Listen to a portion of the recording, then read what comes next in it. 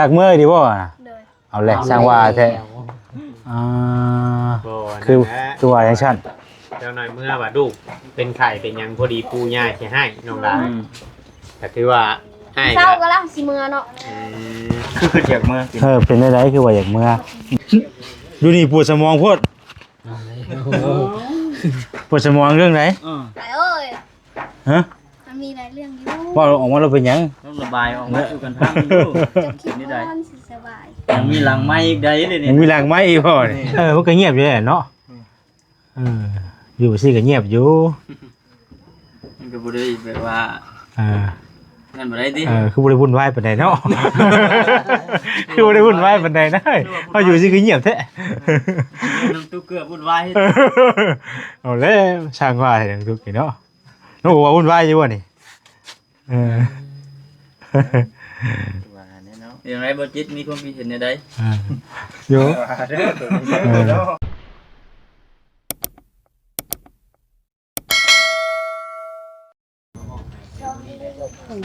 เอาพี่น้อยเนาะเปิดภาพเปิดคลิปมามื้อนี้ก็อยู่หน้าบ้านเทือนซานของทางน้องโอคือเก้าพี่น้องเอ้ยกับทักทายสบายดีเด้อเนาะสบายดีวัจผู้สู่คนพี่น้องเอ้ยช่วงตอนบ่ายๆเนาะมาอีกบ่ายนี้เพิ่นขึ้นเสาเรียบร้อยแล้วพี่น้องเอ้ยบ้านน้องโอไม้ก็งามเนาะตัวโหเดียมเป็นเดียมเนาะจับเบิ่งกับจนสิบาทมือพี่น้องเอ้ยพวกนี้คมเจ้าคนนี้มาทำเราครบเลยได้นี่ครบเลยว่าแล้วขนาดยังพันเรายังชำนี่ติเจ้ายังไงเนาะสบายดีเด้อท่านนี้สาวใดสาวนวลเนาะไปใช้คือมาคำแท้กำลังมานี่เลยเอาทางมาแต่บ้านมาแต่บ้านบ่กำลังมาแต่บ้านแล้วก็ออกมาแต่เรียกคนอื่นบ่ออกมาสวยแน่อันนี้ว่าได้เฮาสะดวกไปตอนใดก็ไปเนาะอายุคนรถใหญ่ออกมาก็เพิ่นบ่ฮอดก็จังน้อยก็สิได้ขี่จักรกันแล้วไวเลยมีเงินเติมน้ำมันเลยบ่นะมันบ่เท่นะโอ้อันเท่ครับวันอันแบบสิไงวะมีเงินเติมน้ำมันมีเงินเติมน้ำมันนี่สิเด้อตัวคุ้มเท่บ่เอ้ยจดไว้หนูกัดได้หนูกัดบ่ทุกมื้อได้บ่ได้จดไว้นะเนาะน้ำมันบัดจังว่าบัดใจกว่าจังว่าเฮาประมาณ70เนาะอย่างสูงสุดนะนี่ว่าอันนี้มันโอ้ยจักสิว่าได้เนาะอันนี้ยังต่ำนี่500,000ได้นี่ต่ำสุดได้500,000เดี๋ยวนี้น่ะ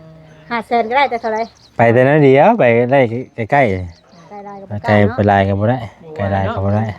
แหละอีหยังมันก็เพิ่มขึ้นซุมื้อนี่ถ้าเชื่อว่านั่นก็ตารถคันนี้ยังบ่ยังเป็นแสนตัวจะได้ยังอันนี้เอาได้นะอยู่ในกินมันเป็นกินนี่ได้น่ะเนาะได้หลายอย่างเลยนี่เนาะหลายอย่างเบิดเงินแสนได้ผลไม้เนาะจะได้ถ่ายแล้วบ่คลิปถ่ายแล้วที่ว่าสิเมื่อได้เห็นเจ้ามาแล้วว่าเบิ่งก่อนว่ามีแนวเบิ่งแนวหยังน้ำมูมีข่าวดีเขายังมาอีกบ่ติข่าวดีบ่ยังบ่อยากเบิ่ง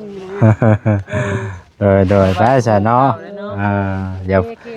ยังถ่ายบรรยากาศให้พี่น้องมันเบิ่งก่อนโดยไปจะไปเอาไว้เนาะฮ้อนเลยไปเอาไว้แล้วน้องโอเนาะพักดีไปเอาไว้ที่ว่าไว้ดีได้ไปเอาไว้เนาะมาวันนี้เพิ่นพากันบากชาวบากยางอยู่เนาะมาวันนี้นุกขึ้นไปเลยสบายดีเด้อ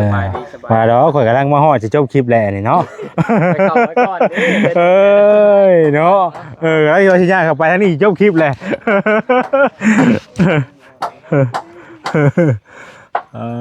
เรื่องไอ้เนาะ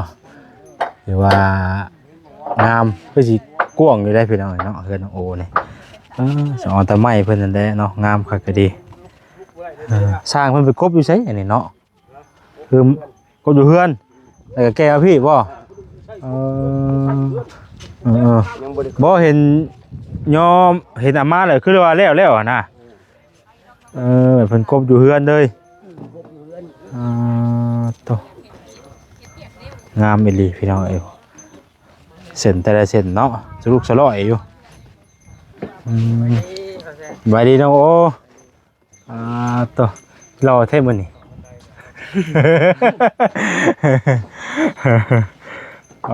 ตัวเห็นเอาเลยเนาะจะไปใช่เลย เจ้าไปตัดผม เอาจะไปใต้ผมเอาใต้ผมอยู่ใช้อยู่อยู่ห้านอยู่บ่ผมยาวเลยเนาะตัดผมอีกเลยพี่น้องเอ้ยตัดได้คือเห็นจะตัดตอนนั้นน่ะจะติดโดนนะบ่โดนเติมเนาะมันยาวอีกเลยไปเสริมล้อนะว่าอะไรกันเนาะ ไปเสริมล้ออีกเลยพี่น้องเอ้ยเสาเพิ่นเอาขึ้นแล้วเลยเนาะแต่เสาคนบ่เพิ่นเอาขึ้น ยัง3เสาเด้3เสาทางหน้ายัง3เสายังตัวนี้บัดนี้เนาะเป็นได้เพิ่นสิใช้ยังก้อนบาดนี่เพิ่นสิใช้ยังมันบาดนี่หลายอย่างอยู่ได้เนาะไวขนาดพี่น้องเอ้ยเนาะน้องโอเพิ่นก็ซอยทางสร้างพี่น้องเอ้ยเนาะเป็นฮะ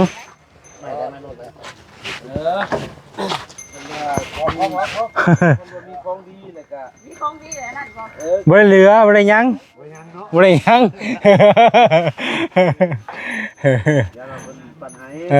ของนาดีจะเล่าของแต่เฮาที่บ่ดี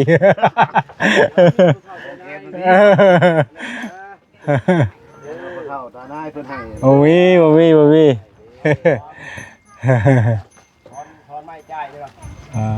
ตัว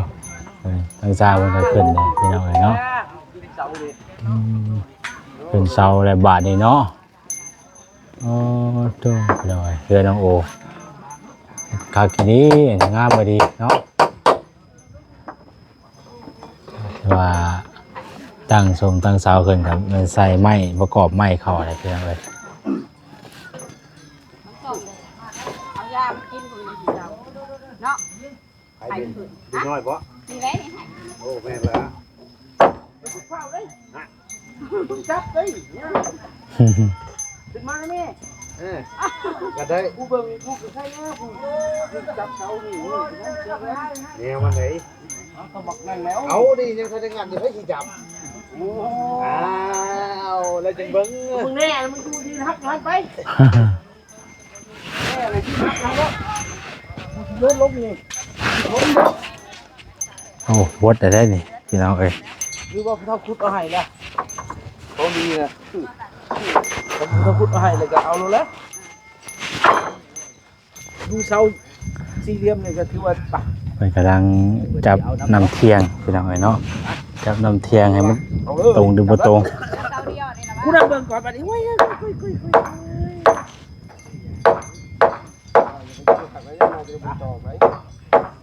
มันเด็กกันพี่น้องเนาะปรีมา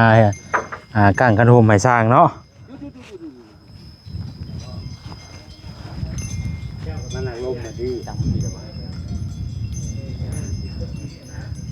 เพื่อสิเที่ยงนี่ก็บ่ได้ธรรมดาพี่น้องเอ้ยเนาะ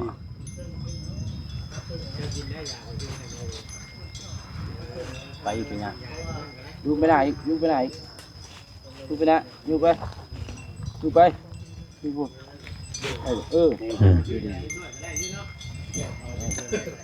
ตัวนั้นแล้วบ่ตัวน่ะทางกลางอันนี้คือเฮ็ดหยังเกาะนี่เฮาเฮ็ดแบบนี้นะดิ่งให้มันกลางบ่ดิ่งให้มันตรงเนาะจับน้ำเที่ยงนะว่าได้กันเนาะจับน้ำเที่ยงจับน้ำเที่ยงให้มันตรงแล้วก็ตอกยึดไว้เนาะน้ำปูชิบเลยว้าวบุฟเฟ่โอ้บัดนี้เล็บขามึงจีคลุยโปตะบุฟเฟ่นี่แหละมาทอนออกงานหมอนี่ครับปล่อยดาวก็ลนล่างๆก็แอบก็ยันตะบุฟเฟ่นี่แหละสีรถต่อเถิกมึงนิ่งมีลายยังบอกอย่าเฮ็ดไปเถิกข้าวเดือนกูลงไปชิกเอาอยู่ลุมแน่เห็นบ่อะไรลงได้ลงได้เวลาตอกนะไปตายงงเงงเนาะย้ำเอาอีกก่อนย้ำเอาอีกก่อน กินยอดแบบปับห่อนเลยกูบอกว่าวางเอ้ยดูได้งอกกระปุกแบบเลยหามาเข้าเลยเดียวนึงจะว่าแต่บอกว่าไอ้เรื่องนี้ว่าเพื่อนนะถูกว่าถูกกูละเกิดจะมืดถูก โอ้ประเทศมันกลางเนาะมันกลางมันตรงนะเนาะต้องเลยใส่เสื้อ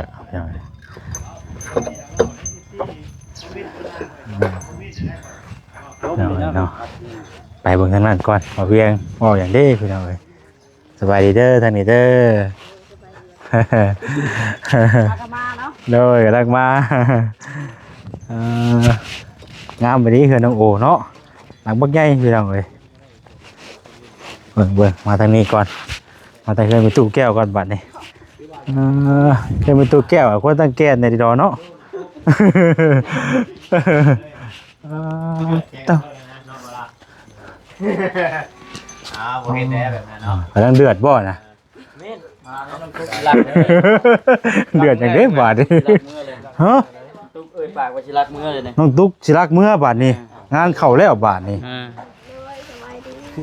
ว่าคนมาจืดเซเว่น สิรักเมื่อดีบ่น่ะ เลย เอาแหละสร้างว่าแท้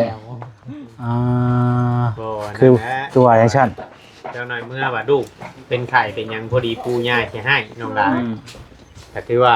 ให้ เศร้าก็แล้วสิเมือเนาะ คืออยากเมื่อ เป็นได้คือว่าอย่างเมื่อบัดตอนนั้นว่านั่นคือจังหวัดโทรมาหาพ่อเนาะ ปวดสมองปวดอย่างนี้ อยู่นี่ปวดสมองโพดปวดสมองเรื่องไหน แต่เอ้ย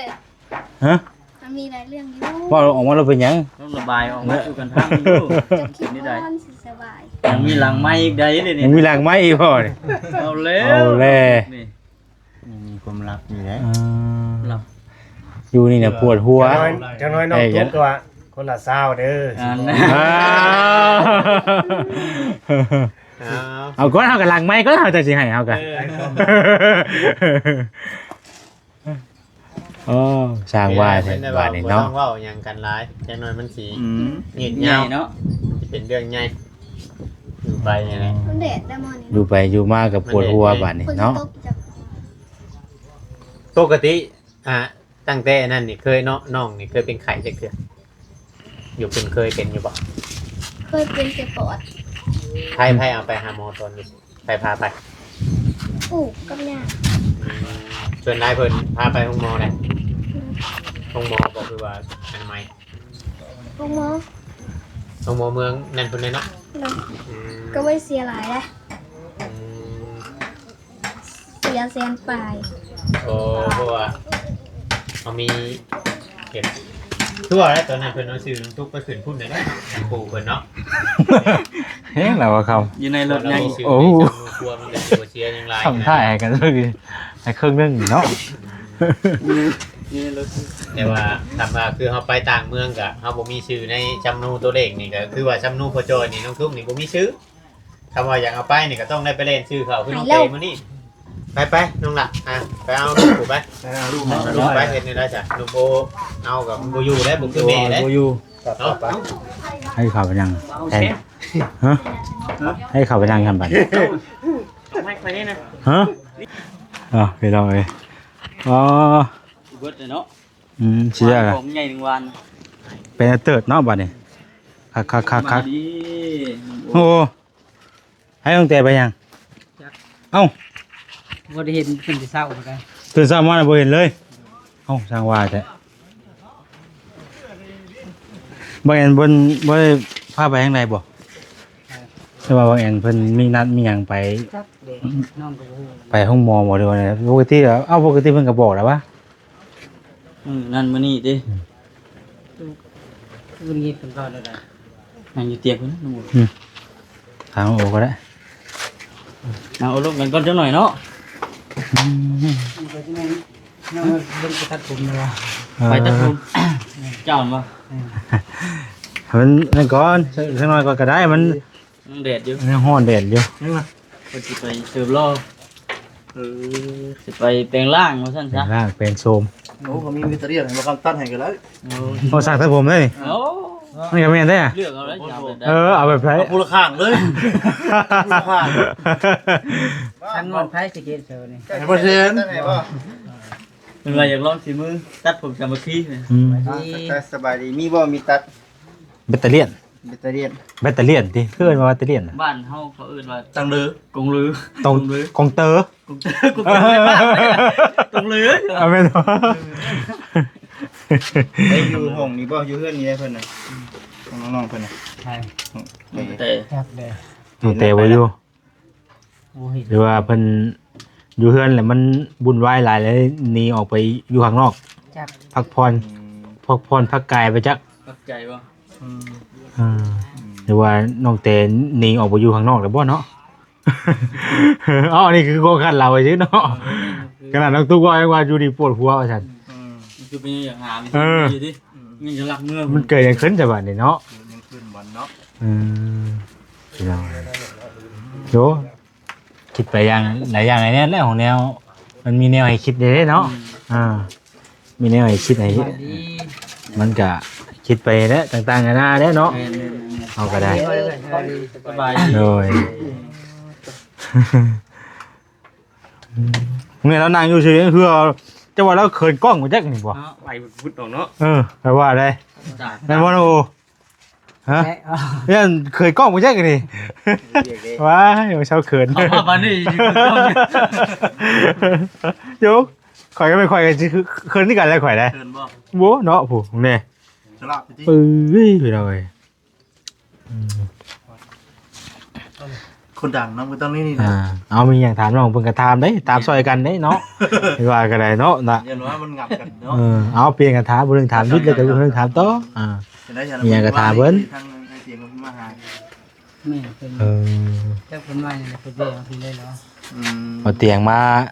เยี่ยมยามมาเยี่ยมมายามบ้านเฮาช่องเนาะ เลย โดนเติบแล้วเพิ่นบ่ได้เข้ามาเนาะ แม่จะโดนเลย เอ่อประมาณจักเดือนจักปี ที่ว่าบริเห็นว่าเตียง จื้อบ่ได้เลย จื้อบ่ได้โดนไหนเนาะ หลายป่าหลายปีเติบเนาะ หลายฟ้าหลายปีเติบอยู่เนาะเงียบเนาะ นี่ มันก็เงียบอยู่แหละเนาะอยู่สิก็เงียบอยู่ มันก็บ่ได้แบบว่า เออ นั่นบ่ได้ดิ คือบริวุ่นวายปานใดเนาะ คือบริวุ่นวายปานใดนะเขาอยู่สิคือเงียบแท้ น้ำตู้เกลือวุ่นวาย เอาแล้วช่างว่าอย่างทุกทีเนาะน้องบอกว่าวุ่นวายอยู่วะนี่เออ ว่าแน่เนาะ อย่างไรบ่จิตมีความคิดเห็นในใด อยู่เอ้าเนาะเอาก็ถามไปเช่นแล้วเพราะว่าเพิ่นว่าในนั้นเนาะก็ว่าไปถามเพิ่นในเมื่อเพิ่นว่าฉันก็ต้องถามนี่ว่าแหละ เออ คำถาม บ่ถามว่าเอาถามกูพูดเลยเนาะ ว่าย้อนหยังสาเหตุหยังเอาเนาะ ก็ยัง เป็นบ่แหละ กูคิดเห็นอะไร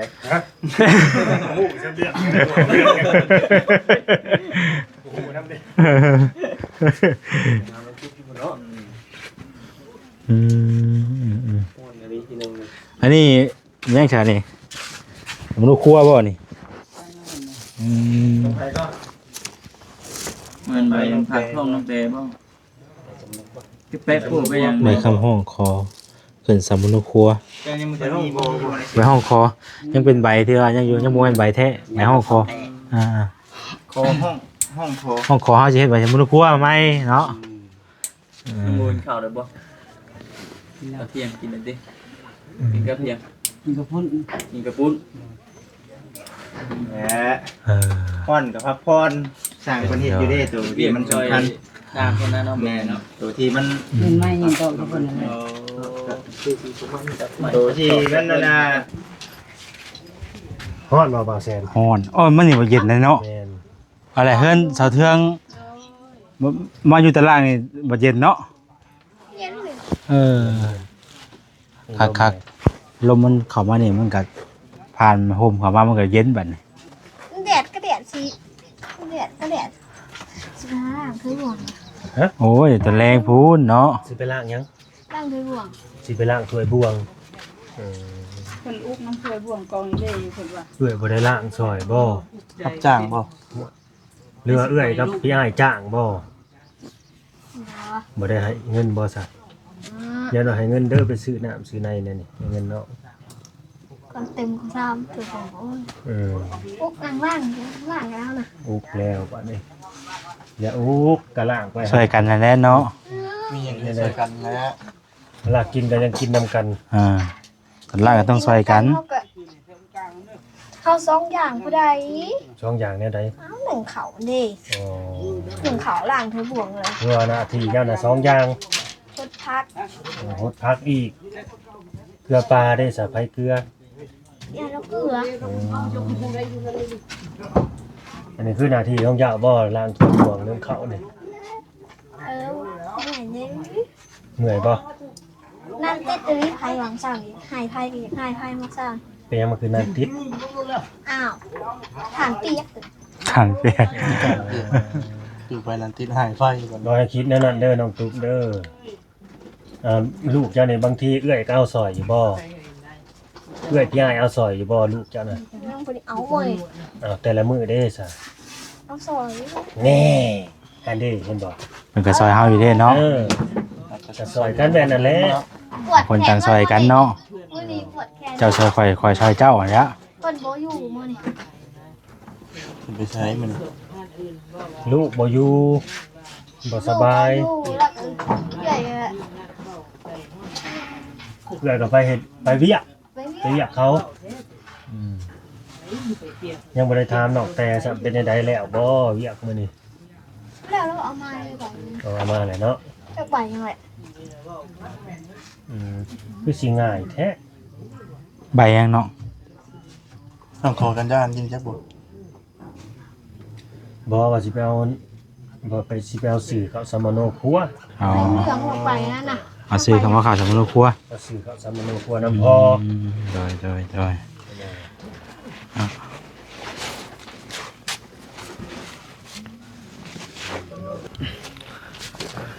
โอเคสำหรับคลิปนี้ก็จะขอจบคลิปไว้เพียงสำนี้ก่อนไปหน่อยเนาะก็ตามไทยเพิ่นไปนั่นแหละตามคำว่าเพิ่นนั่นแหละเนาะเขาก็ถามไปตามเนื้อหาที่เพิ่นวางออกมาแหละพี่น้อยเนาะทางน้องตุ๊กเพิ่นก็ว่าอยู่เฮือนอยู่ซ่านก็ปวดหัวว่าซั่นเนาะวุ่นวายพี่น้อยเฮาก็บ่ฮู้ว่าสาเหตุหยังเพิ่นก็ยังบ่ทันได้เว้าสินะพี่น้อยถ้าติดตามเบิ่งเนาะก็คือสิหลายเรื่องหลายราวที่ให้เพิ่นต้องคิดหลายว่าซั่นซะเนาะมีแต่ติดตามบ่คิดแล้วกันพี่น้องผิดพลาดจังไดก็ขอโทษขออภัยหลายๆเด้อพี่น้องเด้อสำหรับคลิปนี้ลำลาไปก่อนอยู่ดีมีแห้งบ่จุกสุขคนพี่น้องฝากพี่น้องกดไลค์กดแชร์กดติดตามเป็นกำลังใจให้แน่เนาะสำหรับวันนี้ลำลาไปก่อนแล้วสบายดี